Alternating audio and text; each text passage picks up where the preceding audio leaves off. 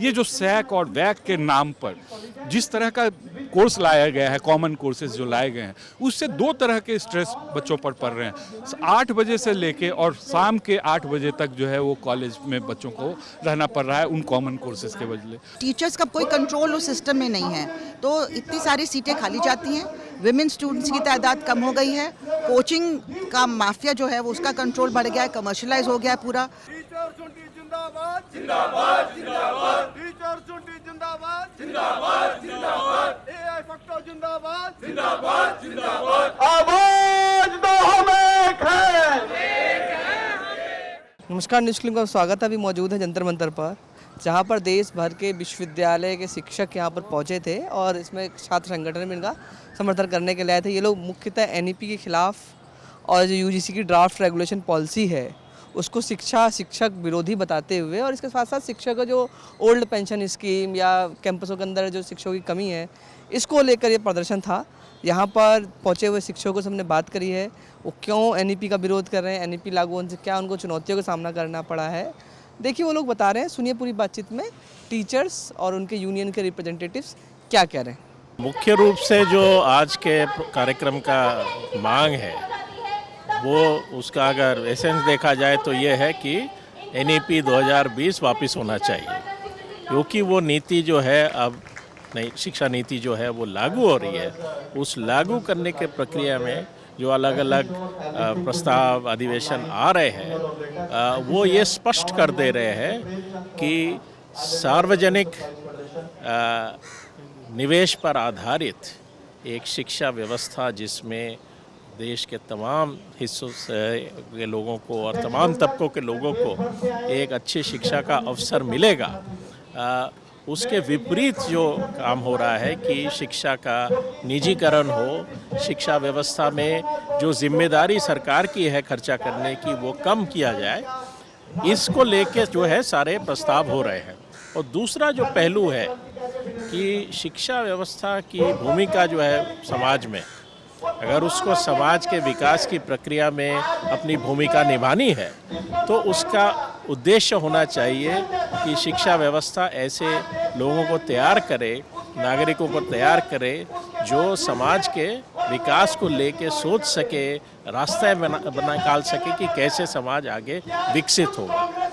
शिक्षा के नाम पर, एनईपी के नाम पर पूरे देश की शिक्षा को कोलैप्स करने का अगर किसी ने काम किया है तो ये वर्तमान सरकार है। ये जो जब से ये लोग आए 2014 से, उस समय देश के लोगों को ये उम्मीद थी कि शिक्षा और शिक्षक और शिक्षण संस्थान ये तीनों लोग कम से कम बचेंगे। लेकिन धीरे धीरे जैसे ही इनका समय बढ़ता चला गया, बचने की तो अलग बात, सनई इन्होंने जो है पूरे देश की जो स्टेट फंडिंग यूनिवर्सिटी हैं, सेंट्रल फंडिंग यूनिवर्सिटी हैं, उनको धीरे धीरे समाप्त करने का इन्होंने संकल्प ले रखा है। जहाँ तक एनईपी की बात है, इस समय पूरे देश जब से एनईपी आई है तब से देश की शिक्षा प्राइवेटाइजेशन के ऊपर पूर्ण रूप में बढ़ चुकी है। मैं डीयू का अगर एग्जांपल लूँ तो आपको सबसे पहला प्रॉब्लम यही दिखाई देगा कि जो एक सेशन था कोरोना के और उसके बाद का पूरा सेशन जो है ध्वस्त हो चुका है। एक साथ आपको ऑनलाइन एजुकेशन भी चल रहा है, ऑफलाइन भी चल रहा है, एग्ज़ाम भी चल रहे हैं और क्लास भी चल रहा है। ये कभी भी डीयू में कभी भी नहीं हुआ था। तो आज उसकी वजह क्या है? उसकी वजह है सीयूईटी।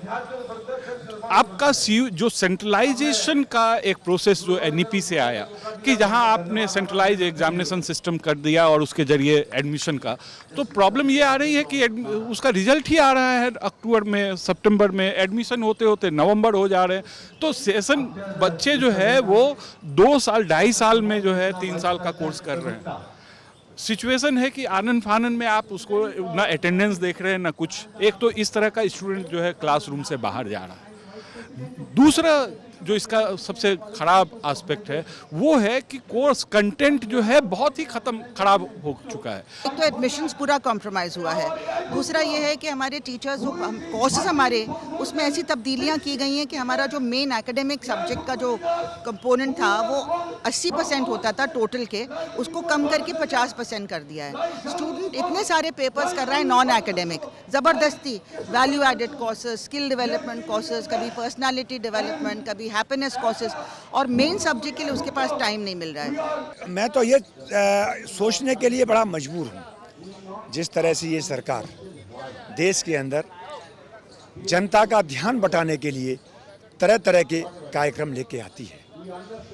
जब उच्च शिक्षा को ये ख़त्म कर देंगे, प्राइवेट में चली जाएगी, तो गरीब के हाथ से शिक्षा चली जाएगी। इस समय देश के अंदर सबसे बड़ी चिंता ये है, गरीब की कोई चिंता करने वाला नहीं। मोदी जी बार बार अपने मंच के माध्यम से, रैलियों के माध्यम से हमेशा गरीबों की तो बात करते हैं, किसानों की तो बात करते हैं, शोषित और वंचित समाज के लोगों की तो बात करते हैं। मैं समझता हूँ ये ढकोसली वाली बात है, इन्हें गरीबों की कोई चिंता नहीं, और गरीब के हाथ से तो शिक्षा चली गई। जिस तरह से हमारी जो एकेडमिक तैयारी बच्चे की होती है at the end of graduation, बिल्कुल नहीं हो पा रही है। इतना ज़्यादा केओस हो रहा है कि रोज़ नए फरमान आ जाते हैं। यूजीसी अभी ड्राफ्ट रेगुलेशन आया है, 2 बार अब एडमिशन होगा, मतलब एक की वजह से काफ़ी मुसीबत हो गई है, हमारा एकेडमिक कैलेंडर चौपट हो गया है। अब 2 बार एडमिशन कराएंगे, 2 डिग्री स्टूडेंट एक टाइम पे कर सकता है, 1 डिग्री तो हो नहीं पा रही है ठीक से, बहुत स्टैंडर्ड गिर गया है। और कहते हैं 2 डिग्री कर दो, मतलब मजाक बना दिया है। सबसे बड़ी समस्या तो ये जो ओपीएस लागू नहीं कर रहे हैं, सबसे बड़ी समस्या तो यही है। सबसे पहले तो एनपीएस लागू किया, जो हम समझते हैं न्यू पेंशन स्कीम नहीं है, नो पेंशन स्कीम है। और अब सरकार हमें यूपीएस का झुंझुना पकड़ा रही है, यूनिफाइड पेंशन स्कीम।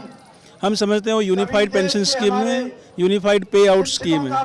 सरकार हमें घुमा फिरा के उलझाने की कोशिश कर रही है।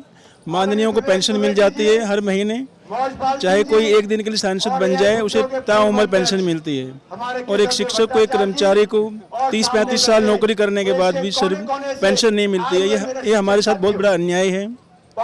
और हमारी बुढ़ापे की लाठी जो ओपीएस है, हमें वो चाहिए। एनईपी जो इम्प्लीमेंट की है ना, तो एनईपी में थोड़ा सा ग्राउंड लेवल पर प्रॉब्लम्स हैं।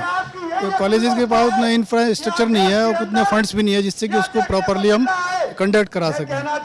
तो उसको थोड़ा सा जो है ना, उसको चेंज करने की ज़रूरत है कि ये एनईपी को कैसे जो है ना, उसको प्रॉपर इम्प्लीमेंटेशन के लिए क्या चीज़ है।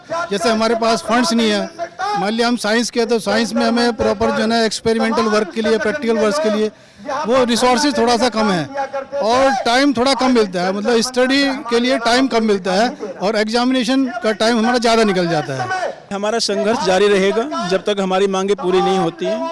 हर स्तर पर हम आवाज़ पनी उठाते रहेंगे। तो that is a major demand to restore the OPS for teachers, college and university teachers.